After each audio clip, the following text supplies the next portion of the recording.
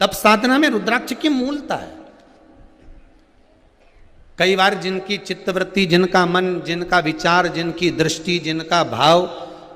विद्या अध्ययन में नहीं लगता हो, मन उच्चिष्ट हो जाता हो, खेलने में ज्यादा लगता हो, बच्चे चिड़चिड़े हो जाते हो, या चित्तवृत्ति कैसे भी भगवान में लग नहीं रही हो, या आपका भी मन भगवान की सेवा में नहीं लगता हो, दौड़ दौड़ के वही व्हाट्सएप में चले जाए, मोबाइल में चले जाए, फेसबुक में चले जाए, यूट्यूब पर चले जाए, कहीं थोड़ी सी देर के लिए कथा सुनने का मन करे फिर मन भटक जाए, या पढ़ने का मन करे कि अब मैं पूरी शिवपुराण में भी घर में पढ़ूंगी, या मैं भागवत पढ़ूंगी, या मैं रामायण पढ़ूंगी, और 2 दिन तो लेके बैठी, तीसरे दिन से मन में फिर वो उचिष्टपन आ गया कि कहाँ बैठ गई, मैंने कहाँ नियम ले लिया। तो ये जो चित्तवृत्ति में आ जाता है, मन उचिष्ट हो जाना, चाहे विद्या से हो जाए बच्चों का, चाहे किसी कार्य से हो जाए,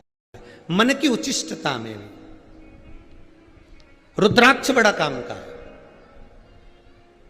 यहां रुद्राक्ष की मूलता है। शहद में 9 मुखी रुद्राक्ष को डाल दिया जाता है शहद के अंदर, रात्रि भर उसको शहद में ही रखा दिया जाता है, और उस शहद को जब आप भगवान शंकर का स्नान कराने सवेरे के समय पर जल लेकर शिव जी के मंदिर जाती हो, तो सबसे पहले उस रुद्राक्ष को निकालकर शंकर जी की जो जलाधारी है उस पर रख दिया जाता है, और उस शहद को शिव जी पे चढ़ा दिया जाता है। उसी शहद को उठाकर लाया जाता है और बाबा का शुद्ध जल से स्नान कराकर, बाबा का पूजन कर कर, दूध दही जो भी आप समर्पित करना चाहते हो, पंचामृत आदि बाबा को समर्पित कर कर रुद्राक्ष और शहद को वापिस लाया जाता है। उसी शहद को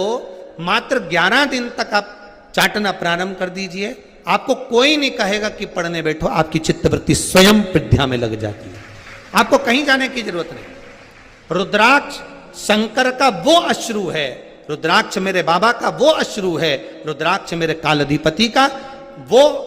सुंदर अश्रु है जिसके बल पर जीव सब कुछ प्राप्त कर सकता।